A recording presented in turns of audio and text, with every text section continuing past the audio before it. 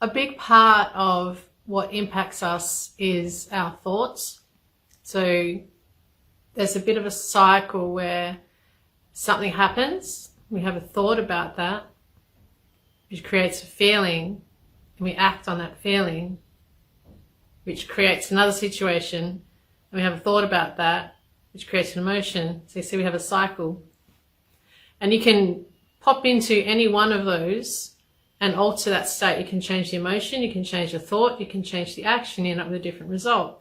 So for today we're going to look at thoughts, all right? Now, different things influence our thoughts. And if you've probably heard of the food pyramid, we have fruit and veggies here and you build up to fats at the top. So the bigger area at the bottom that can impact our thoughts is the environment. What's all around us, what we're looking at, what we're seeing, what we're hearing, the physical surroundings. And that can include the people you're with, right? You may have heard that phrase, you are the 5 people you hang around with most. Sometimes we can get stuck in other people's belief systems. So we need to have a look at who you're spending the most time with. And you've got these wonderful people in this group with you who are on the same path as you, doing the same things that you are. So get to know each other, send each other friend requests. And then you've got you guys in your newsfeed every time you get onto Facebook, right? So you can change your environment for the better. The second thing that influences our thoughts is our daily practices. Now you've got your lenses, okay? Those daily tasks, the intention setting, the gratitude, all those activities in your daily tasks are going to impact your thoughts. Because you will have experienced when you set your intention, that's the kind of outcome of the day you're going to have. When you have gratitude, when you appreciate where you are, the universe goes, here, have more. So your habits impact your thoughts. Your capability impacts your thoughts. If there's things that you're good at, things that you aren't so good at, that's going to impact you, of course, isn't it? If you are trying to do something you're not very good at, you're going to start having negative thoughts about yourself. So ideally, you do things that you're good at, or you learn. And there is a YouTube video for frickin' everything. You can learn whatever you want on YouTube. So that's how you can change your capability. The beliefs, of course, and that's not just the beliefs about yourself. It can be the beliefs about others. It can be beliefs about the world. You might have the belief that others deserve it more than you, or they're better than you, or so it's not necessarily just beliefs about yourself. So our beliefs, of course, impact our thoughts. The identity is the belief about self. So what do you see, who do you see yourself as? I've noticed a lot of people when they have a illness or a physical condition or a mental condition, they start the sentence with I am or I have, starting it with I. So they're identifying themselves with that illness or with that disability. I've heard some people say, I'm healing from. That's a great flip on what you're choosing to say about yourself. And positive affirmations can change those beliefs too. The tricky thing with affirmations is you need to actually believe them, or as I've learned with the mirror work that I've been doing, if you repeat it often enough, you end up believing it. So an exercise you can do here is if you have a negative belief about yourself, write down at least 10 different times that you've proven that wrong. So as an example, if you don't believe you're a good leader, name 10 times when you've actually showed up in leadership. And ecology is the top of the pyramid, which is our family and the society and the bigger impact, which is obviously much harder to work with, but it is the smaller part. Start with the environment. Send friend requests out to the people in this group. Start with the work, what you can work with easily, which is the habits, doing your daily planning, learning new skills, limiting beliefs being released. And a lot of that is all in this program. So you have that already in place, which is fantastic. Now, to attract what you want and create what you want, you need to fully accept where you are now. And the more you accept where you are now, the more gratitude you have for where you are now, the better it will be, or the easier it will be to attract what you want.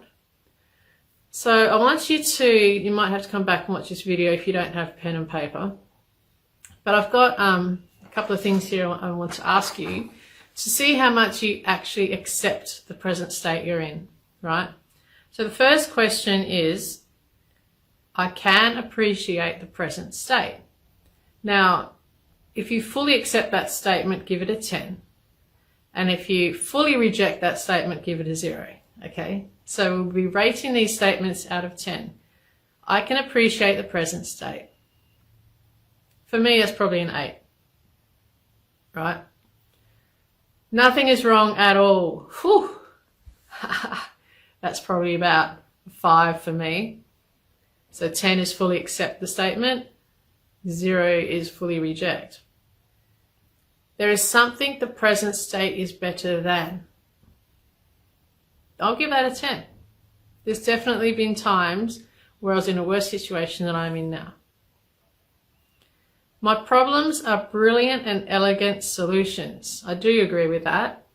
As I was saying before with the pyramid, if there's things you don't know how to do, you can learn them. So there are opportunities, right? My problems are brilliant and elegant solutions. Where I have shame, I am grateful. Give that about a 7, I think. So if you feel shame for something, it means you regret doing it, I guess. And that is a lesson. So you can be grateful for the lesson, right? I can find hope and experience hopelessness. So in the same moment, feel hope and hopelessness. I feel that in the present environment we find ourselves in all the time. So I feel hopelessness in what the governments are doing, and this is just my own perception. You don't have to agree with me.